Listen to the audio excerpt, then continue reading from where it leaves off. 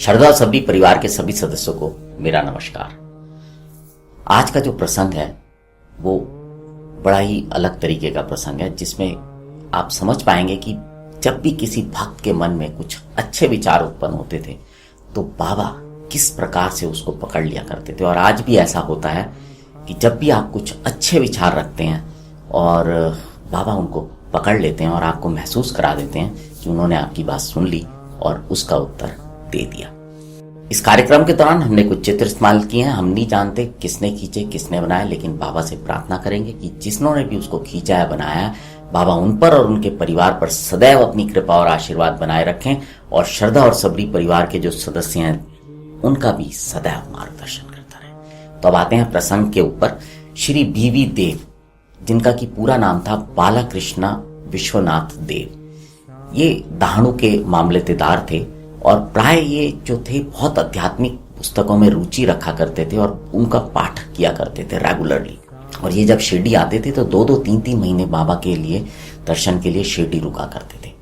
और इन्होंने सभी आध्यात्मिक ग्रंथ करीब करीब पढ़ लिए थे। ये भगवत गीता का भी रोज एक अध्याय पढ़ा करते थे। लेकिन जब भी ये ज्ञानेश्वरी उठा के पढ़ने लगते थे, ज्ञानेश्वरी जो है वो संत ज्ञानेश्वर द्वारा लिखी गई भगवत गीता की मराठी में एक टीका है, तो बहुत प्रचलित है ये ज्ञानेश्वरी भी और बहुत लोग इसको पढ़ते हैं, इसका पाठ करते हैं। तो जब भी ये ज्ञानेश्वरी पढ़ने के लिए उठाते थे तो पता नहीं इनके मन में अजीब अजीब से विचार आने लगते थे, बुराइयां आने लगती थी और ये ज्ञानेश्वरी को पढ़ नहीं पाते थे। इस बात को लेके बहुत परेशान थे और फिर फाइनली इन्होंने एक दिन सोचा कि अब जिस दिन बाबा मुझे आदेश देंगे ना, तभी मैं ज्ञानेश्वरी पढ़नी शुरू करूंगा, तब तक मैं ज्ञानेश्वरी को नहीं पढ़ूंगा। फरवरी 1914 की बात है। वो अपने परिवार के साथ शिरडी आए, रुके। तो जब वो शिरडी में रुके हुए थे तो उस दौरान उनकी मुलाकात श्री जोग से हुई। तो जोग साहब ने उनसे पूछा कि क्या आप ज्ञानेश्वरी का पाठ किया करते हो? तो देव साहब ने बोला कि मैं पढ़ना तो चाहता हूं, लेकिन जब भी पढ़ने लगता हूं तो मेरे से जो है वो पढ़ा नहीं जाता। और फाइनली अब मैंने सोच लिया कि जिस दिन बाबा मुझे कहेंगे पढ़ने के लिए तभी मैं उसको पढ़ूंगा। तो श्री जोग ने बोला कि एक काम करो, तो आप एक ज्ञानेश्वरी की किताब लो और बाबा के पास ले जाओ और बाबा आपको स्पर्श करके दे देंगे, आप उसके बाद उसको पढ़ लेना।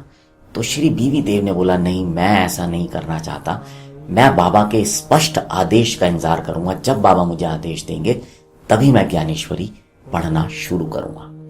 अब क्योंकि श्री बीवी देव काफी समय शिरडी में रुके हुए थे और वो बाबा के प्रति बहुत श्रद्धा रखते थे, तो इसलिए उनकी इच्छा होती थी कि जिज्ञासा स्वरूप वो बाबा के जो भक्त हैं उनके जो वो सुने, उनकी बात करें, उनसे जाने की बाबा के बारे में।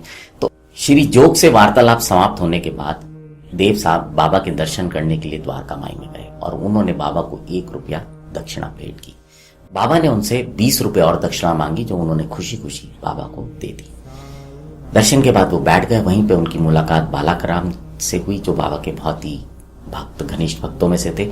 और बालाकराम जी से उन्होंने पूछा कि उन्होंने बाबा की कृपा और जो है आशीर्वाद कैसे प्राप्त किया। तो बालाकराम जी ने बोला, मैं आपको कल जो है आरती के बाद ये सब बताऊंगा। उसके बाद जो थे श्री देव चले गए वहां से।